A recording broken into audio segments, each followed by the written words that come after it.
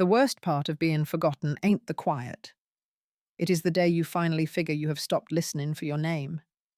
Out here on the plains, a woman could work her fingers to the bone, and no one would even notice she was gone till her seat at church was empty.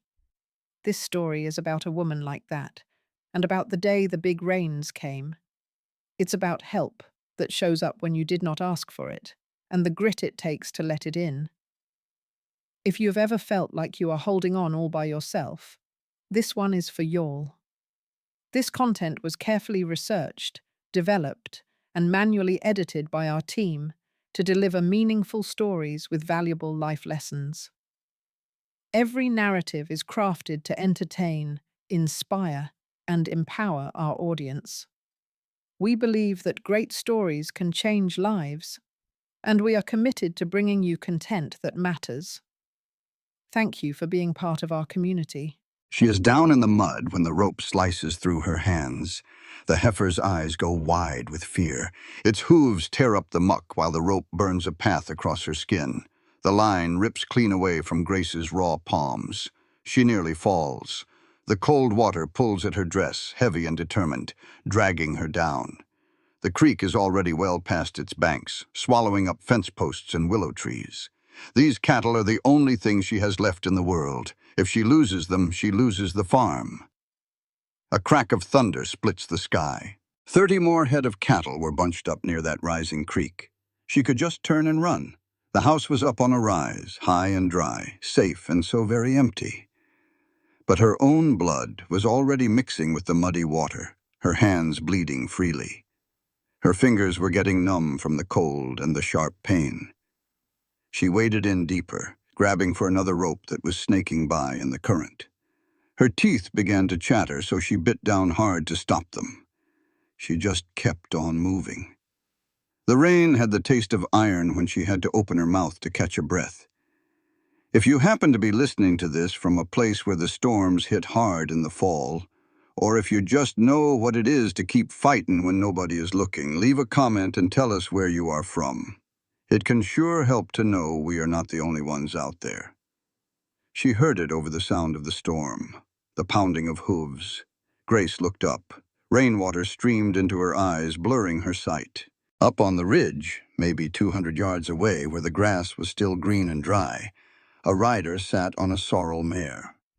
He was just sitting there watching her, with his hat pulled down low and rain pouring off the brim. His saddlebags looked heavy, hanging low on both sides. She figured he would just ride on by. They always did. She turned her attention back to the young steer right in front of her.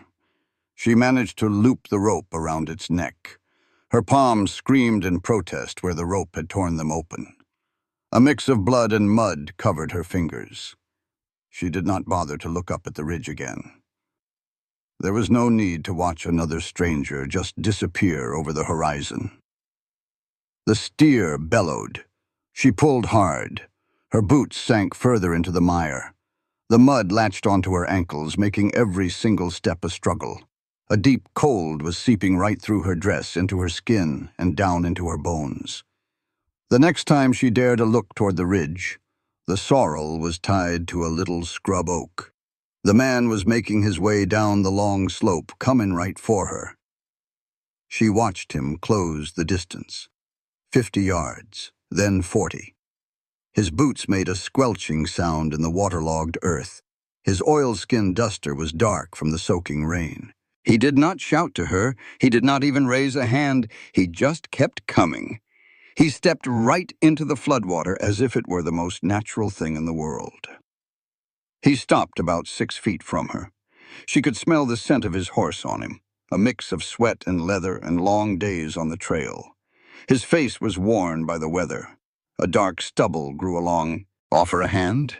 Not, are you all right? Offer a hand. Not, are you all right, ma'am? Not, what in the world happened here? Just, where's your place?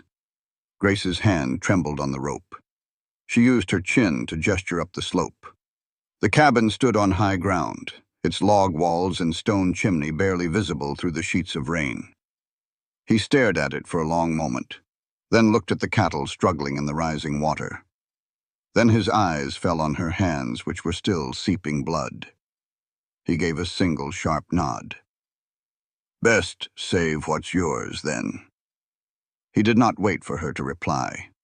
He moved toward the nearest heifer, grabbing the trailing rope she had not been able to get to. His hands worked the knot with a quick, sure skill. He was someone who had done this 10,000 times before. He began walking up the slope, and the heifer just followed him. Grace just stood there with the water now up to her thighs and the rain beating down on her shoulders. The cold had set in deep, making her tremble so badly her teeth chattered. He was already halfway up the hill. She grabbed hold of another rope, the steer she had tied lunged ahead when she gave a tug.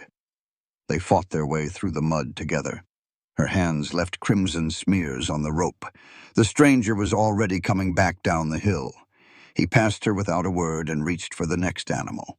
By the time she got her own steer to the safety of high ground and looked back, he already had 3 more moving. The rain did not let up, but now there were 2 of them against it. She waded back down into the creek. Their eyes met across the churning brown water. He handed a rope to her. His fingers brushed against her torn palm. She could feel the hard calluses, the old scars. They were pushing the last group up the slope, a handful of 5 stragglers, when Grace saw the water swamping the barn. The low pasture where she kept the hay, the tools, and her milk cow was going under. She let go of the rope she was holding and started to run. Her boots slid in the mud, and she had to catch herself on a fence post. She kept on, heading down the slope right toward the barn. The creek was not a creek any longer. It was a raging river, brown and swift, filled with floating fence rails and broken tree limbs. She plunged right into it. The water slapped against her knees, then her thighs. The shock of the cold stole the air right out of her lungs. Behind her, she could hear the heavy thud of boots. The stranger was right behind her. She did not look back. The barn doors were already halfway submerged. She fought against the current to wrench one open. Water surged in around her legs, knee-deep inside the barn, a churning mess of debris and clumps of floating hay. Her husband's old toolbox was overturned, its contents of wrenches and nails spilling out into the muddy water. Her milk cow, a jersey of brown and cream, was in the back corner, bawling with terror.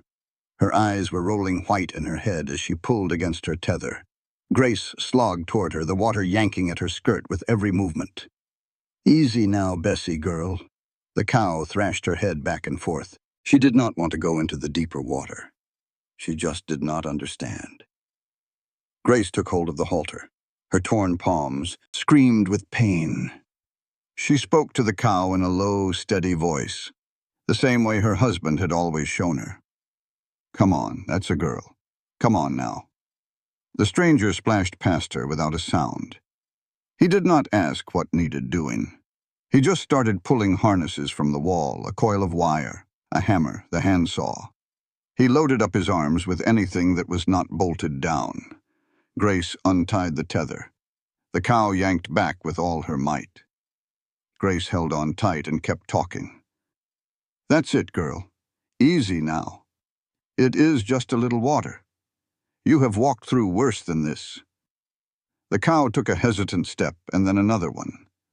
Grace backed her way toward the open door, pulling with a gentle but firm pressure. The current caught her skirt and twisted it tight around her legs. She stumbled and had to grab the door frame to steady herself. Splinters dug deep into her palm. She never let go of the halter.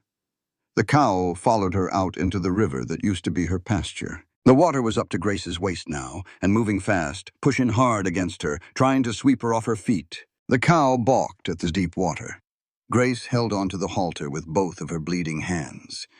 She braced herself against the current, taking one step and then another. She kept talking the entire time, even though her teeth were chattering so hard she could barely get the words out. The cow suddenly lurched forward, found its footing, and kept on moving. Grace turned upstream toward the house on the hill. The stranger was already ahead of them, carrying his armload of saved tools. The water was up to his chest, but he moved steadily, not fighting the current, but cutting across it at an angle. They worked until their arms felt like they would fall off. For hours they worked, moving through the constant rain and the rising flood. Grace's legs went completely numb. She could not feel her feet at all. She just kept forcing one boot in front of the other. Halfway up the slope, with the mud trying to claim her boots, the stranger stopped. He set down the tools and turned to face her. "Bo Ryder." He said it just like that, with no introduction. Grace stared at him. The water was pouring off the both of them. They were caked in mud up to their knees. "Grace Holloway." He nodded his head once, then bent down to pick up the tools and kept on climbing. She followed him. The cow was much calmer now, walking steady right beside her. They finally made it to the upper pasture where the ground was flat. The rest of the cattle were huddled together there. She could hear them shifting about, calling low to one another in the advancing darkness. Because it was dark now, completely dark. The sky had turned to black except for the moments when the lightning flashed. How long had they been down in that water? They got to the porch. Grace tied the cow to the railing with hands that would not stop shaking.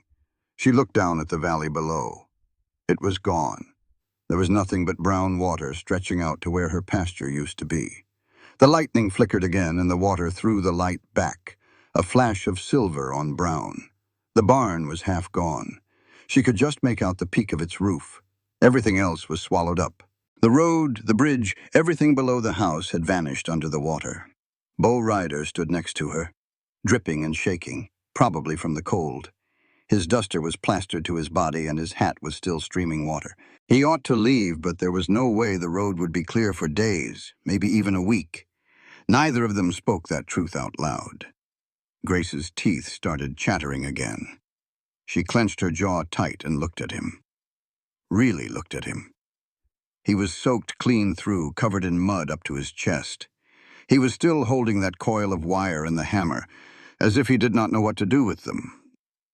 She reached out and opened the front door. Lamplight spilled out into the dark. She had left it burning. The warm air felt good on her face. "There's coffee," she said. He followed her in. As the door shut behind them, Grace realized, standing there dripping all over her own floor with this stranger dripping right beside her, both of them shivering from cold and exhaustion, that she did not know if he had planned on staying or if the flood had just made the choice for the both of them. They ate cold bread, standing right there in the kitchen. They slept in their wet clothes with Grace on a pallet she made by the stove. Bo slept on the bed, after she insisted he take it. The dawn arrived much too early. The morning light filtered in gray through the window. Grace woke up and her back was aching something fierce. The blanket smelled of wood smoke and old lavender. Her dress was still damp and the hem was stiff with dried mud. She slowly pushed herself to a sitting position. Her hands were throbbing where the rope had burned them. Bo was already up and outside. She could see him through the window pane, walking the fence line of the upper pasture. He was checking the posts, testing the strength of each one with his hand. Grace went to light the stove, and the kindling caught fire. She added some split logs and filled the blue enamel coffee pot. It was chipped near the spout, and the handle had been wrapped with wire where it had broken 2 winters ago. The coffee was in a tin can on the shelf. It was real coffee, the good stuff she had been saving for a true emergency. This surely counted. She measured it out carefully. The rich, dark smell filled the little cabin as it began to heat, a smell so good it was almost painful. She placed 2 tin cups on the table. Open, and Bo stepped inside. His boots open, and Bo stepped inside. His boots were caked with mud that had hardened overnight like concrete. He stopped right at the doorway, scraped them clean on the frame, and then came in. "Fences are down," he told her. "The wire is all tangled up from the current. We lost half the posts." Grace poured hot coffee into both of the cups. She handed one to him. He cupped it with both hands, not drinking right away. He just held the mug, letting the warmth seep into his skin. They stood in silence as steam rose up between them. Grace took a small sip and burned her tongue, but she did not mind. Bo took a drink, closing his eyes for a moment. "Sit down," Grace said. They sat at the old wooden table, its surface scarred from countless meals. Her husband had built that table, cut the planks, and planed them smooth himself. That was 12 years ago now. Bo reached into his shirt pocket and brought out a little stub of a pencil, setting it down. From his other pocket, he pulled an old envelope with somebody else's name and a crossed-out address on it. He flipped it over to the clean side. "What is the first thing that needs fixing?" he asked. Grace glanced at the envelope, then the pencil, then at his hand still holding the coffee cup. "The fence," she said flatly. "The cattle will get out otherwise." He took the pencil and wrote down the word fence. His handwriting was surprisingly neat. The letters slanted just a little to the right. You could tell someone patient had taught him to write like that. "The barn?" he asked. "Half the roof is gone." He wrote down, "Barn, check damage. The milk cow needs a roof over her head." Grace said, "Make a lean-to for the cow." The flood took most of the tools, lost nearly all of them. He paused, his pencil hanging over the paper. "What did you manage to save?" Grace asks. "A hammer and some wire stretchers." He wrote, "Take stock of tools, salvage what we can." That single word just sat there on the envelope. We. Grace felt it land heavy in her soul. It felt heavy and strange. They continued down the list of chores. What had to be done now? What could afford to wait? What was gone forever? The list got longer, his careful letters filling up the back of the envelope. After the coffee was finished, Beau got to his feet. "I will get started on that fence," he said. Grace just nodded. He walked outside. She could hear him moving about the yard. The metallic clink of wire, the steady beat of a hammer hitting a post. She went to the door and opened it. The valley below was still a wide brown lake, a sight that felt all wrong. But the creek had stopped rising, holding its own, maybe even going down some. The cattle were scattered on the high pasture, chewing on grass like it was just another day. Grace counted every one of them. 28. She had started with 30, but the flood took 2. It could have been much worse. She moved slowly through the herd, checking each one for hurts. Most of them were all right. They were scratched and muddy, but they were fine. One young heifer was limping, though, a yearling maybe. Grace walked toward her easy, speaking in a low voice. "Easy now, girl. Just let me take a look." The heifer stood still for her. Grace ran her hands down its front leg. She found a cut right above the hoof. It was deep enough to have bled a good bit, but it was not terrible. It would need a good wrapping. She went back to the house to get clean rags and the bottle of carbolic acid, then returned to the animal. The bleeding had stopped, but the cut looked angry and red. Grace poured the carbolic right onto it. The heifer flinched, but Grace held her steady, wrapping the leg with a clean rag. She tied it snug, but not so tight it would cut off blood flow. "There now," she said softly. "You will make it." From down by the fence line, the sound of the hammer kept on, steady and sure. Grace stood up straight and wiped her hands on her dress. The mud was dry now, falling off in clumps. The sun was climbing, higher, burning away the morning gray.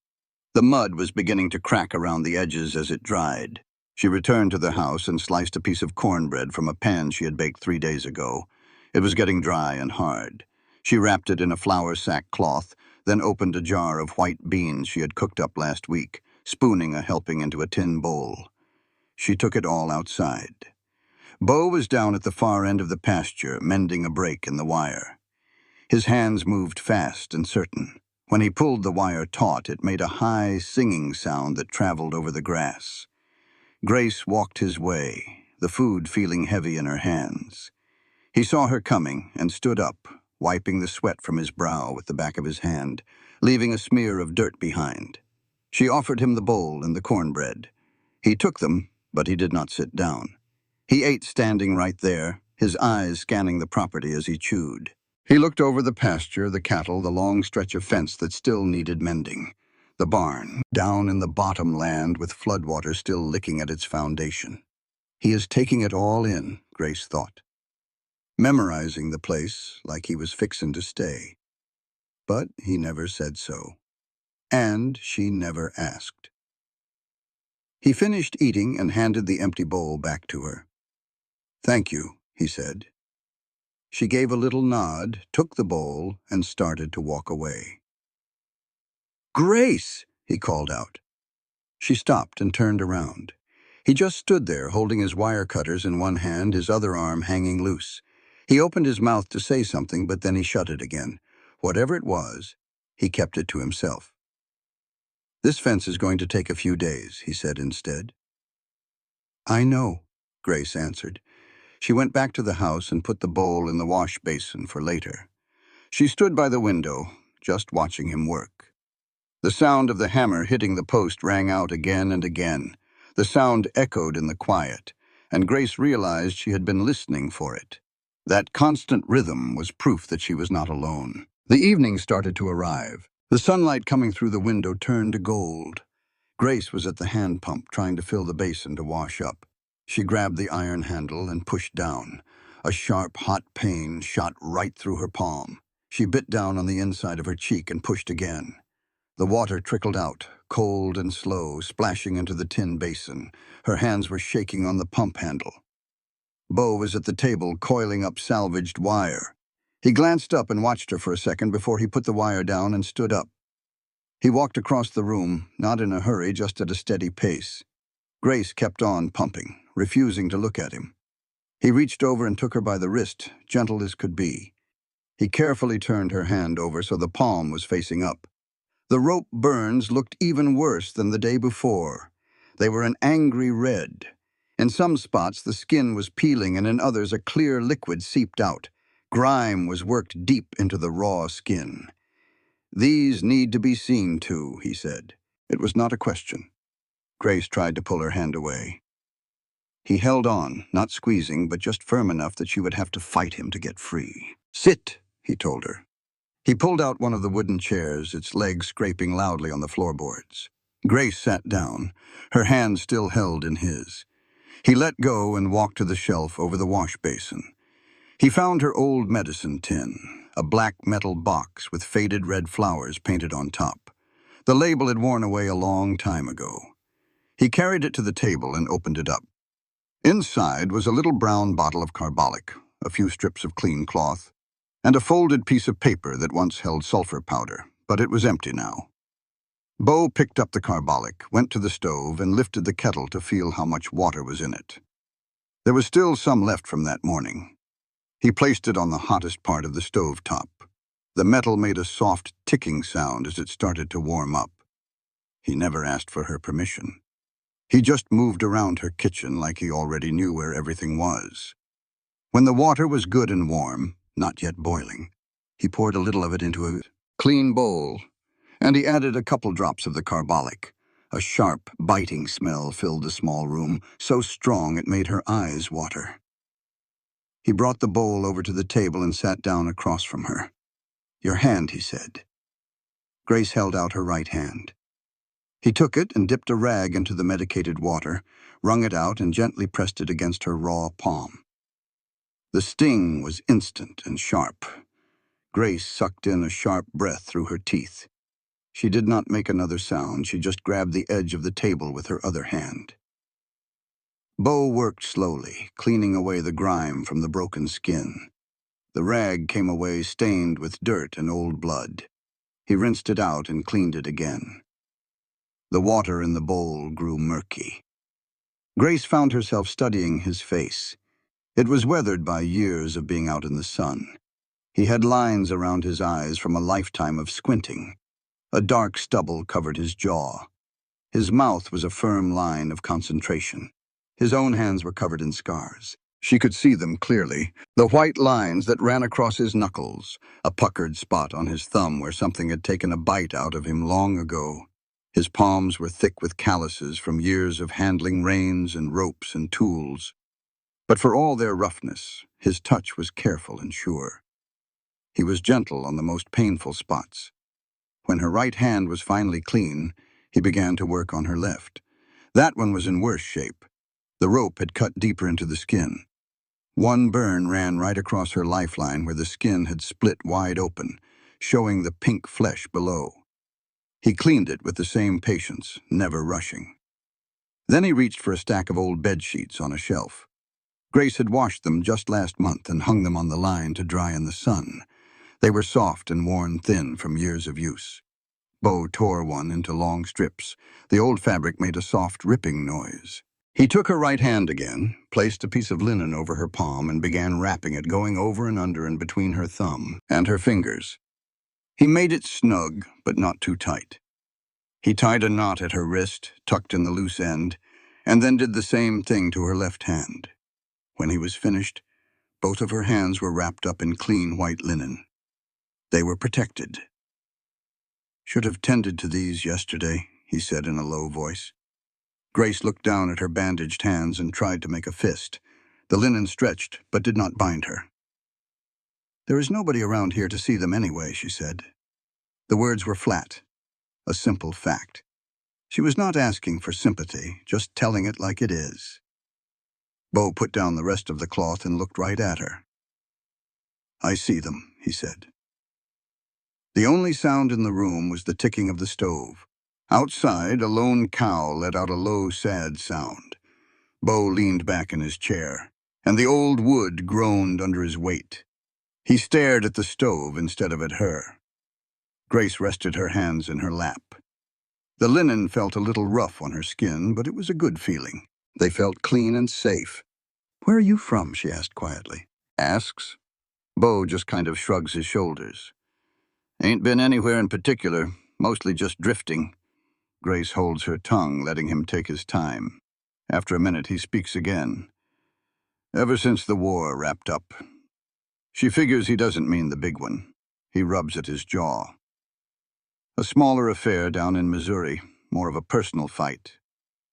He clams up after that, and Grace knows better than to pry. The heat from the stove has started to fade. The ticking sound gets slower, softer. "My husband passed on 3 years ago," Grace says, not entirely sure why the words are coming out. They just do. The neighbors showed up for the funeral, of course. They brought casseroles and said all the right things. "Let us know if you need a thing." That's what every last one of them told her. She stares at the cooling stove. "I kept waiting for one of them to come back, to check in on me, to see if I needed help with the herd, or with getting the hay cut, or with anything at all." She pauses, swallowing hard. Days turned into weeks. Not a soul came by. So I told myself, well, maybe they're just busy. It's harvest time. Everyone's tied up with their own places. The stove gives one final tick, then falls silent. The weeks bled into months. I kept on waiting, kept thinking surely someone would stop by. But they never did. Her throat feels tight, like a rope is cinched around it. She has to force the words out. After a good long while, it dawned on me. I didn't mean a thing to anybody. I was just forgotten. A long, heavy silence fills the small cabin. Then Bo says, "Reckon folks can be like that sometimes." He shifts in his chair, leaning his elbows on his knees. "I had this mule one time," he starts, "down in Kansas. He was as stubborn as a dead tree. Wouldn't pull a plow for anything." Grace looks up at him. "Tried everything," Bo goes on. "Kind words, a sharp tone, a carrot, a stick. Nothing seemed to work. Then one afternoon, I'm sitting there eating my lunch, just some cornbread, and that mule walks right over to me, gentle as a lamb. I break off a piece for him. From that day on, he'd pull whatever I hitched him to, just as long as I kept a piece of cornbread in my pocket." It isn't much of a tale, not a funny one anyway. But Grace lets out a laugh. It's a short, rough sound, and it surprises her to hear it. Her own voice sounds rusty from not being used. A corner of Bo's mouth turns up. Not a full smile, but something close.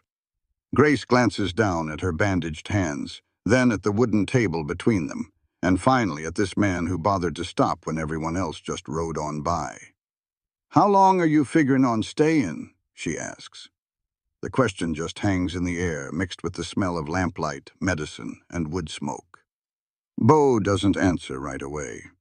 He looks over at the window, at the blackness outside, at the flood waters that still blanket the valley floor. "That road won't be clear for at least a week," he says at last. That's not a real answer. Grace knows it, and she's sure he knows it too. But it's all that either one of them says for now. The sound is what wakes her. A low groan, like wood being pushed past its breaking point. Grace sits bolt upright on her pallet by the stove. A pale gray light seeps through the window. Cold air hits her face. Then she hears a loud crack. She scrambles to her feet and is out the door in a second, her bare feet hitting the cold porch boards. The chill bites at the soles of her feet. The barn. It happens in slow motion. The main beam along the roof starts to bow, sagging right in the middle like a spine that's been snapped. The walls begin to lean inward. Another crack echoes, sharper this time, as loud as a gunshot. Then the whole building just gives up. The roof caves in on itself. The walls buckle out, then come crashing down. The noise of it all rolls across the valley, a symphony of crashing and splintering. It's followed by a low rumble as the heavy timbers settle into the mud. A thick brown dust billows up, hanging in the still morning air. Grace stands there, frozen solid, halfway between her porch and the chicken coop, with her bare feet sinking into the cold mud. The chickens are scattering and squawking all around her, flapping their wings in a panic. Inside that collapsed barn was everything. Her husband's tools, the very ones he carried all the way west 12 years back. The hammer with the hickory handle he'd carved with his own 2 hands. The saw, the planer, the level his own father had given him on their wedding day, every last bit of it. The winter hay, too, bales upon bales stacked neatly up in the loft. A mix of timothy and clover they'd cut back in July, enough to get the herd through the winter until the spring grass came in. The seed grain, wheat in big burlap sacks ready for planting once the ground thawed. Everything for next year's crop, everything for their survival. All of it, just gone. Bo comes out from the little lean-to they'd built for the cow. He starts walking fast across the pasture toward the heap of wreckage. "Don't," Grace says.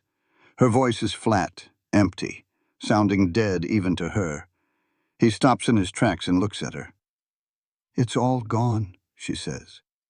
The dust is starting to settle now. She can see the ruin of it all perfectly. Timbers are twisted at crazy angles. Jagged ends stick up like broken bones. The metal roof is peeled back and bent all out of shape. Floodwater is still sloshing against the foundation where the barn once stood proud.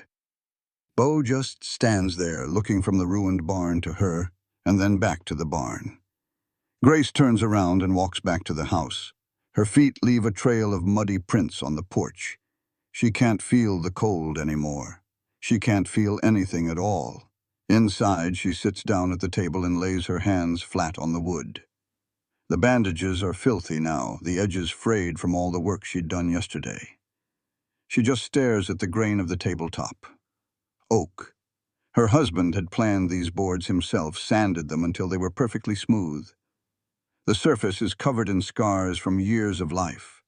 Little knife marks, water rings, even a burn from a time she set a hot pan down without thinking. 12 years of meals had been eaten right here.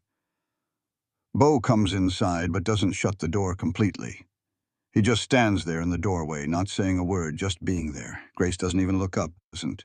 "I can't do this," she says, her voice so quiet it's barely a whisper in the silent room. Bo doesn't move an inch. "I thought I could hold it all together," Grace says, still staring at that table, at one particular water ring. She starts counting them. 7, 8, 9. "I can't." She's not crying. She's way past that point. Her eyes are bone dry. Her throat feels tight, but no tears will come. They refuse to. Outside, the chickens have quieted down. She can hear them scratching around in the yard, their soft clucking sounds filling the morning, the sound of normal, the sound of any other day. But this is not any other day. Bo pulls out the other chair and sits down across from her. The legs of the chair scrape loudly against the floor, a sound that feels too big for the quiet room. A long silence stretches out. Grace keeps counting water rings. She gets up to 15, loses track, and starts all over again. Finally, Bo speaks. What exactly did you need that barn for? Grace looks up at him. What? The barn, he says again. What did you need it for? She just stares at him. Everything was in there. The tools, the hay, the seed. The cattle are still alive, Bo cuts in.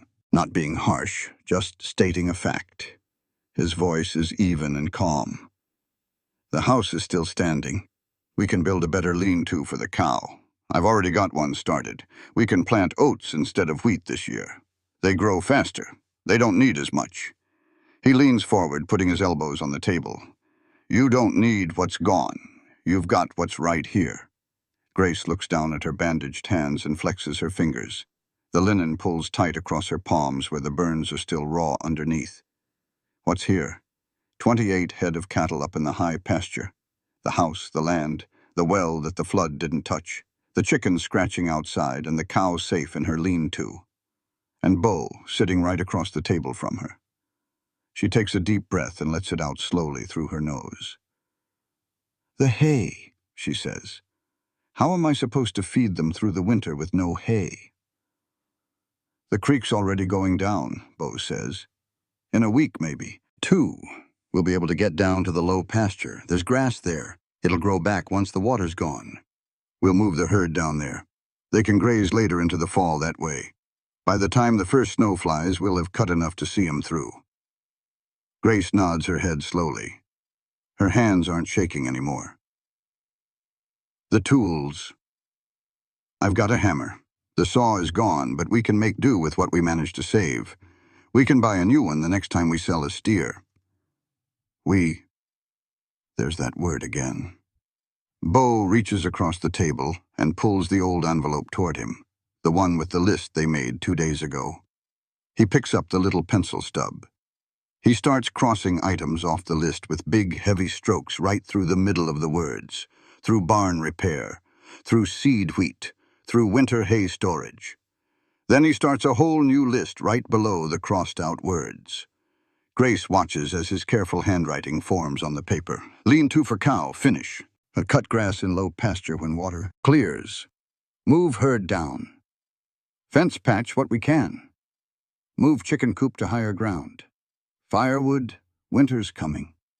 He puts the pencil down and slides the envelope back across to her. It's smaller, he says, but we can do it. Grace stares at the list, reading it over twice.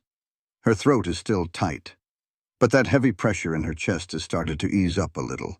She picks up the pencil and adds one more item to the bottom in her own handwriting. It's not as neat as his, a little shakier. Bo's leg, change bandage. She sets the pencil down. All right, she says. Bo stands up, pushes his chair back under the table and goes to the door. He stops there and looks back at her. We'll manage, he says. Then he walks out, closing the door softly behind him. Grace sits there alone at the table with the new list in front of her. Outside, she can hear him already moving around. The sound of a hammer hitting a nail starts up again, steady and rhythmic, as he works on the lean-to roof. It's the sound of work, the sound of moving forward. She stands up, goes over to the basin, and washes her face with some cold water from the pitcher. She dries it on a flour sack towel that's become so worn and thin she can almost see right through it. Then she walks over to the shelf, takes down the big jar of beans, and opens it. There are maybe 3 meals left in there. She puts the lid back on, sets it down, and opens the cupboard to count what's left. There's enough flour to last about a week if she's real careful with it, maybe less. The coffee tin is almost empty. What they drank this morning was the last of it. Salt, about half a tin. Lard. She tips the crock and scrapes the bottom. The apple barrel in another crock has maybe a dozen left. She closes the cupboard door. They're going to need supplies, and the only place to get them is in town, 8 miles down a road that's still completely underwater. Grace can't get to sleep. She lies on her pallet by the stove. The fire has been banked for the night, leaving just a few red coals glowing through the grate. The cabin is pitch dark except for that faint glow from the stove. A candle flickered there on the windowsill. Its little flame danced in the breeze that snuck through the walls. She lay staring up at the ceiling, counting the beams. 7 of them running across. She must have counted them 1,000 times. The floorboards creaked. Bose was awake too. She could hear him turn over in his bed. The old ropes that held up the mattress gave a low groan. Grace pushed herself up. She pulled the heavy quilt tight around her shoulders and walked over to the window. Outside there was nothing to see. Just a deep, endless darkness. You couldn't make out the cattle, or even what was left of the barn. It was just blackness pressed right up against the window pane. The candle flame shivered again. A drop of wax slid down the holder and made a little pool on the sill. The floor gave another creak. Bose was standing in the doorway now, just leaning against the frame. She could see his shape against the darker shadows of the room. "Can't seem to settle down?" he asked. Grace just shook her head, then remembered he couldn't see her in the dark. "No," she said quietly. The wind started howling outside, whistling through the little cracks in the cabin walls. A chill found its way inside. Grace pulled that quilt even tighter. "I just waited," she said. Bose didn't say anything back. He just stood there. Grace kept her gaze on the candle flame, watching it bend and sway with the draft. After he passed, I waited. Her voice was flat, with no feeling in it. All the neighbors came for the funeral. They all said the right things. If you need anything at all, you just ask. That is what every last one of them said. She paused for a moment. It felt like her throat was closing up. She had to force the next words out. So, I waited. I really thought they meant it. I figured somebody would come by to check on me, see if I needed a hand fixing the fence or cutting hay or anything at all.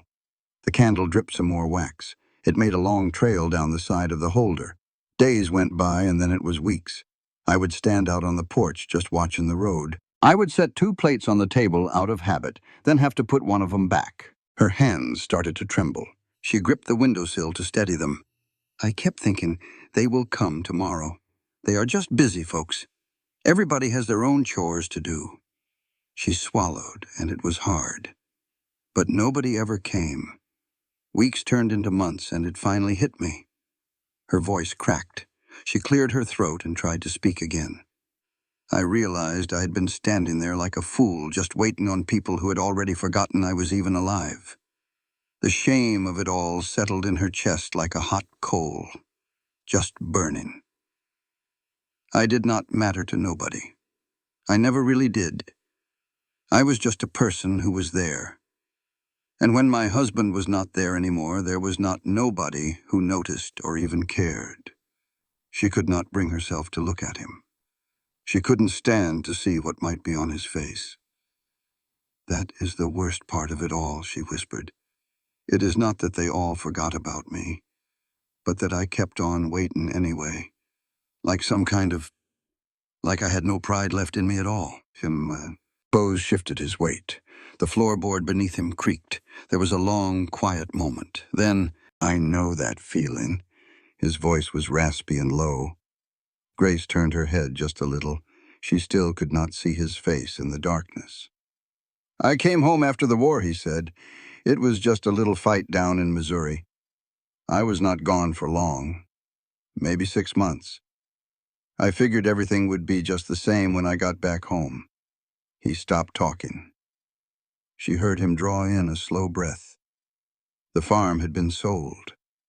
My ma had passed on while I was gone. It was consumption. Nobody even wrote me a letter to tell me. My brother, he had already headed out west. Did not leave any word about where he was going. The new owner told me I had 3 days to get my things and clear out. The candle flame dipped low. It nearly went out, but then it caught again. I took what I could fit in a bedroll. I had to leave the rest behind. My ma's dishes, my pa's old chair, the quilt she had made. I just walked away from it all. His voice got even quieter. I told myself it did not matter. I told myself I was better off just moving on. You cannot miss what you do not stick around long enough to lose. Grace could hear the shame in his voice. It was the very same shame that was burning inside her own chest. "It has been 5 years now," Bose went on. 5 years of moving from one place to the next, working a job here and there, never staying more than a few weeks. Always leaving before it could happen all over again. He stopped himself. Then he said, before I could be forgotten again. Or before I could start to care enough that it would hurt me when I was. The wind finally died down. The cabin grew quiet and still. That is what we have both been doing, is not it? Grace said, her voice not much more than a whisper. You keep on moving so you cannot be left behind. And I stopped expecting anyone to come, so I could not be disappointed no more. Yeah, it was just that one word, but it hung in the air between them, heavy with meaning. Grace turned away from the window and looked toward where he was standing. She still could not see his face, but she could see his outline in the doorway. How long have you been moving? She asked, even though she already knew the answer. 5 years, and here? He paused. And here? I stopped. Grace's hands were still shaking. She folded them together. The rough bandages rubbed against each other. Why here? Her voice cracked when she asked the question. Bose was quiet for a good long while. When he finally spoke, his voice was different. It was softer. You asked me where my place was. You did not ask where I was headed or where I was from. You asked about my place, like I actually deserved to have one. Like it mattered that I did. He shifted his weight in the doorway. It has been 5 years since anyone looked at me like I was worth more than the work I could do for a day's pay. It has been 5 years since anyone treated me like I was a real person instead of just some drifter passing through. Grace felt tears rolling down her face. She did not even realize she had started crying. She wiped them away with the back of her hand. The bandage scratched against her cheek. I did not think I mattered to nobody, she said. Not for 3 long years. I figured I would just work this land until I could not work no more, and then I would just die out here, and that nobody would even notice until my cattle started wandering onto someone else's land. You matter, Bose said. Just those 2 words, plain and simple. But they hit her right in the chest. So do you, Grace whispered back. The candle flame leaned over in another draft. A little trail of smoke rose up from the wick. I am not promising you nothing, Bose said. I do not know how to do that anymore. I do not know if I even remember how. Me neither. But I am here right now. That ought to count for something. Grace nodded in the dark. Then she remembered he could not see her. Yeah, she said, it counts. The wind started to pick up again outside. The old cabin creaked, but somehow the sound did not feel so lonely anymore. Bose moved toward the bedroom and stopped at the door. Grace? She turned her head. You are not forgotten, he said. Not by me. Not now. He went on into the other room. The ropes creaked as he laid back down on his bed. Grace stood there at the window for a little while longer, just looking out at nothing. But the darkness did not feel quite so heavy anymore. She went back to her own pallet on the floor, laid down, and pulled the quilt up to her chin. And she realized, for the first time in 3 years, that she was going to sleep knowing that someone would still be there when the morning came. The morning arrived different. Grace woke up to a deep quiet. There was no rain pounding on the roof, no wind pushing against the walls. She pushed herself up from her pallet. Gray light was coming through the window, but the sky was clear. There were no clouds. She went over to the door and opened it. The valley floor was still wet and muddy, but the water was slowly draining back toward the creek bed. She could see patches of brown earth showing through.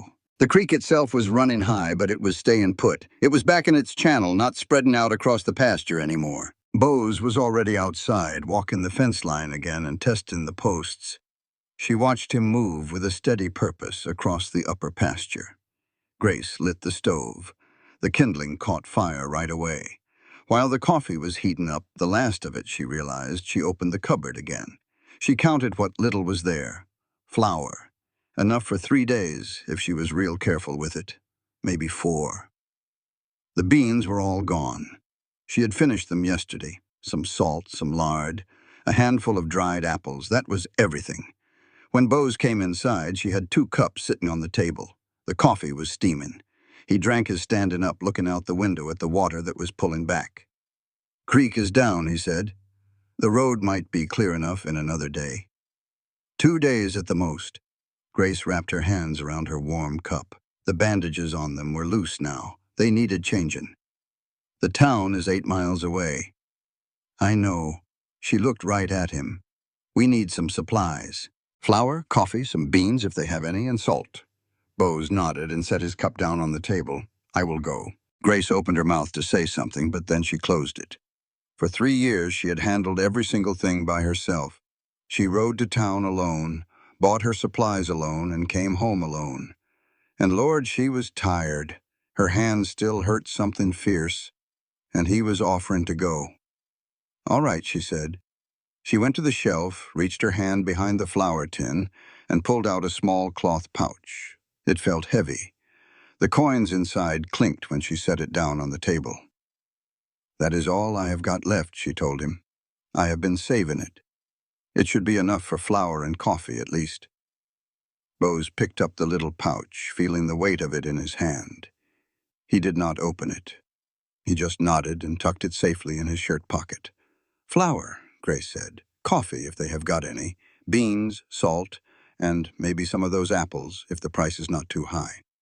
"I will see what I can get," he said. He went outside. She heard him saddling up the sorrel mare, the creak of the leather, the horse snorting.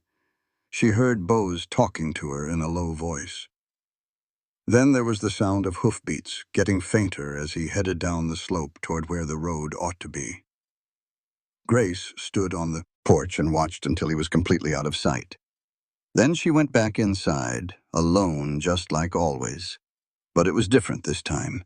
She knew he was coming back. That feeling settled deep in her chest. It was warm, and it was strange. She was not used to it.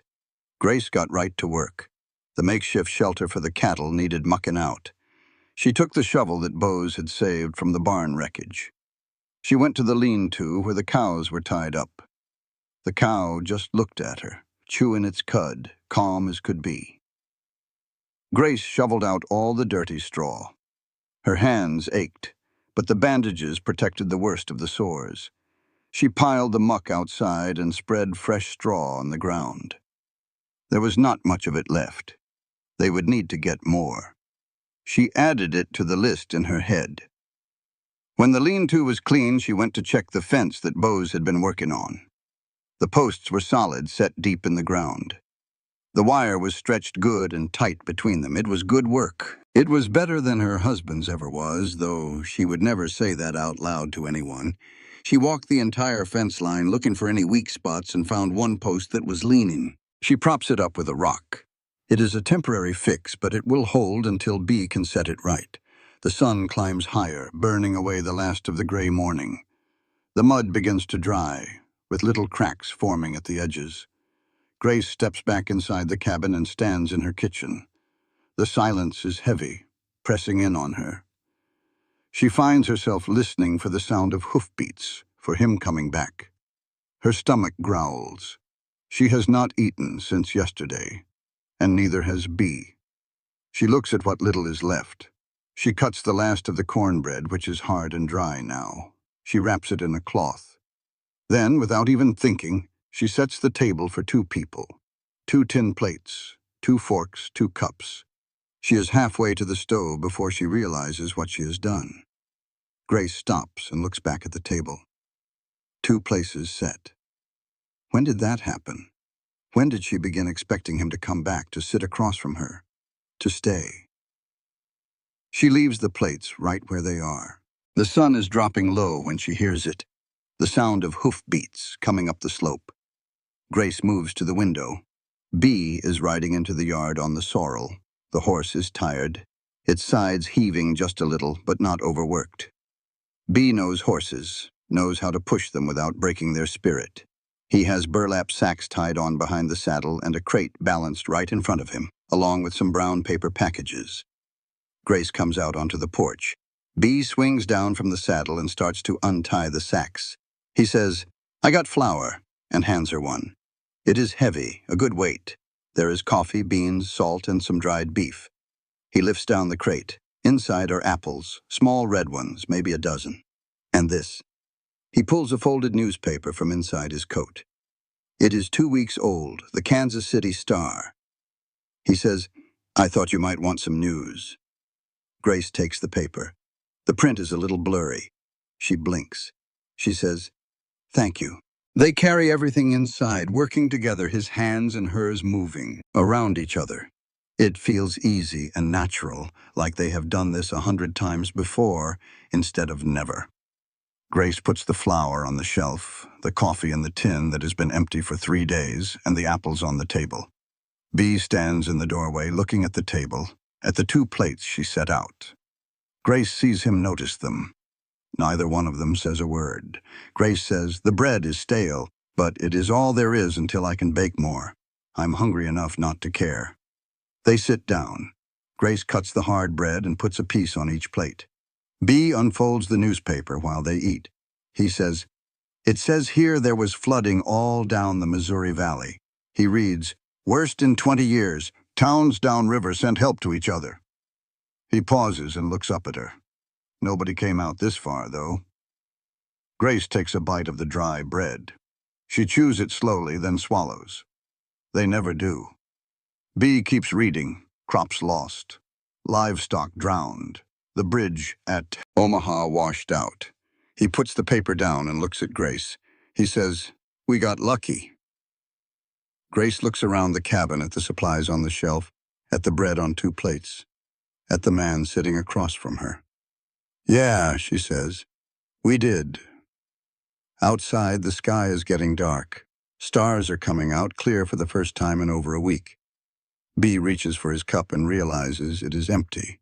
Grace stands up, pours water from the pitcher, and fills both of their cups. She sits back down and realizes she is not listening for him to leave anymore. She is listening for what comes next. Grace wakes up before the dawn. The cabin is cold.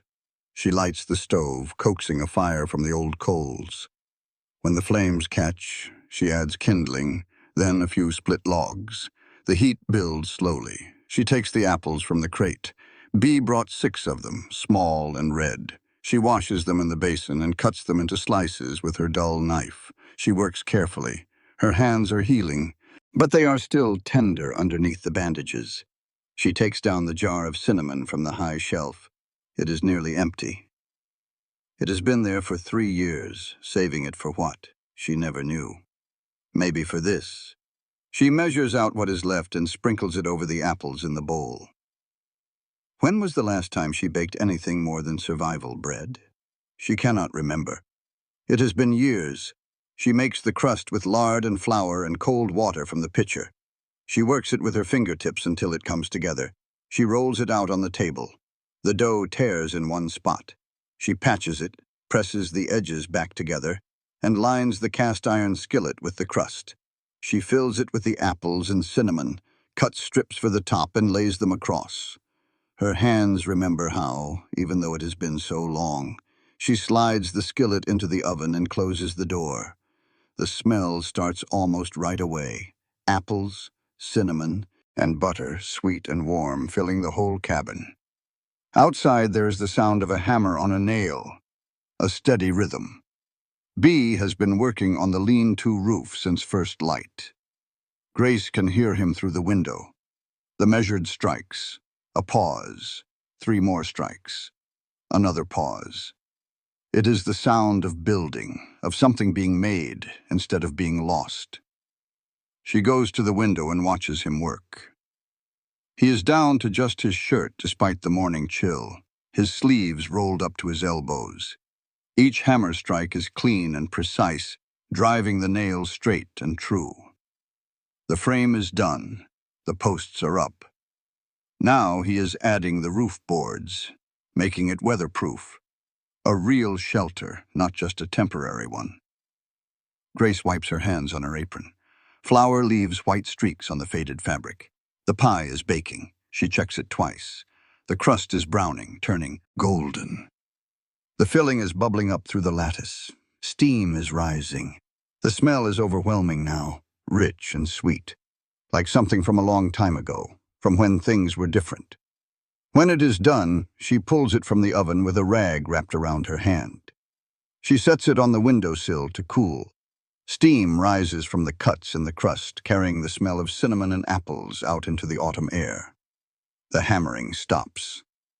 Grace hears Bee at the pump, the handle squeaking as water splashes. He is washing the sawdust and sweat off, getting clean. The door opens. He comes in.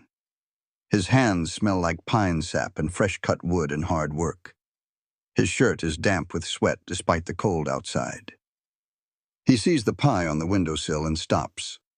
"What is that?" "A pie," Grace says. He crosses to the window and looks down at it. The crust is golden brown, the dark apples showing through, the cinnamon and the lattice. "When was the last time you made a pie?" he asks. Grace does not answer. She just takes 2 plates from the shelf and sets them on the table with 2 forks. She cuts the pie. It is still hot. The filling runs a little, but she manages to get 2 pieces out. She gives him the bigger one. They sit down. Neither of them talks. They just eat. The only sound is their forks scraping against the tin plates. Grace tastes cinnamon and apples and a lard crust that is flaky and rich. It is good. Better than she remembered. Better than she had hoped. When Bee is done, he puts down his fork and looks at his empty plate, then at her. "Best pie I have had in 10 years, he says. Grace shrugs. It is just apples and lard. He shakes his head. He does not say more. He does not need to. They sit there, the afternoon light slanting through the window, warming the table between them. Later, after the dishes are washed and put away, after Grace has checked on, the cattle and Bee has finished the lean-to, they stand on the porch. The sky is clear. For the first time in over a week, there are no clouds. Orange and gold spread across the prairie. The grass catches the light, turning from green to amber to fire. The cattle are settled in the upper pasture, grazing quietly. The fence is mended, strong. The creek is back where it belongs, running clear now instead of brown.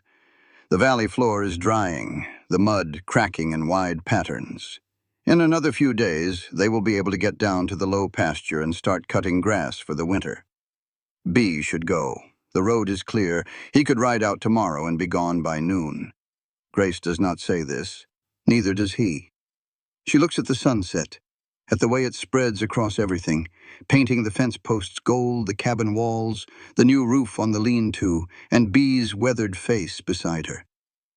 "Can you stay through the winter?" she asks. The words come out quiet but steady. "There is work," she continues. "The fence needs finishing. There is grass to cut, firewood to gather before the snow comes. I cannot pay much, but there is food and shelter."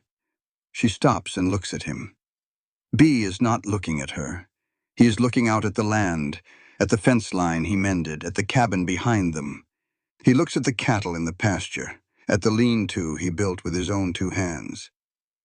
"I do not need pay," he says. There is a pause. The wind picks up gently, carrying the smell of rain-washed earth and dried grass, and the coming winter. "If you will have me," he adds. Grace nods. "Yeah, I will have you." They stand there, watching the sun drop toward the horizon. The sky turns from orange to pink to a deep red. Purple creeps in at the edges. The air smells different, clean and new, like something is beginning instead of ending. Grace feels the weight she has carried for 3 years start to lift. It is not gone. It is still there. But it is lighter now, like someone is helping her carry it.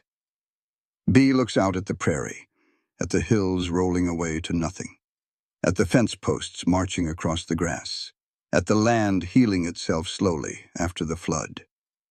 He feels something settle in his chest, something that has been restless and moving for 5 years. Finally, it is still. Purpose, a place, a home. The light lingers now, golden and warm, stretching long across the hills. It catches in Grace's hair where it has come loose from its pins, turning the strands to copper and bright. It paints Bee's scarred hands where they rest on the porch rail. They do not talk about spring, or what happens when the snow melts, or next year's planting. They will need to soon. There is winter to prepare for, supplies and all the work ahead. But not tonight. Tonight, they just stand there in the quiet. The light was getting real good. They were standing close enough that their shadows stretched out and met on the porch planks. Two long shadows, just touching at the edges, overlapping a little where they came together. Grace drew in a breath and let it out real slow. Beau shifted his boots, his shoulder almost brushing against hers. Not quite, but almost. The sun settled down low, kissing the horizon. The sky got dark around the edges, and the first stars started popping out in the east. And somewhere in that dying light, with the smell of peach pie cooling on the windowsill, the sound of cattle getting settled for the night, and the warmth of another person standing near enough to count, something inside both of them began to stitch itself back together. Not healed, not yet. Maybe never all the way, but mending, slow and sure, like the land soaking up a good rain after a long drought. Like two people the world had forgotten were finally remembering they were worth the trouble after all. There is a certain kind of weight to a story like this one. It is not exactly sad, just heavy. It is the kind of weight that settles down in your chest when you stop and think about all the years a person can go unseen. All the suppers eaten by yourself. All the mornings you wake up knowing for a fact that nobody is coming by. I figure some of you know that particular weight. Not the lonesomeness that comes from being way out in the country, but the kind that finds you standing right in a crowd feeling like you are invisible. Plenty of us have carried that load. Waited for a knock on the door that never came. Wondered if we mattered enough for somebody to notice we were still drawing breath. Now, Grace and Beau, they were not rescued. They just finally stopped waiting for a rescue. They found each other in the mud and the rain and all the hard work that needed doing. They decided that would be enough. They built something small and tender out of what was left over. It is not a big life lesson. It is just what happened. And maybe that is all right. Maybe some stories do not need to be wrapped up pretty or figured out completely. Maybe they are just allowed to be what they are. Quiet and unfinished and real. Thank you for listening. Thank you for staying with it right through to the end.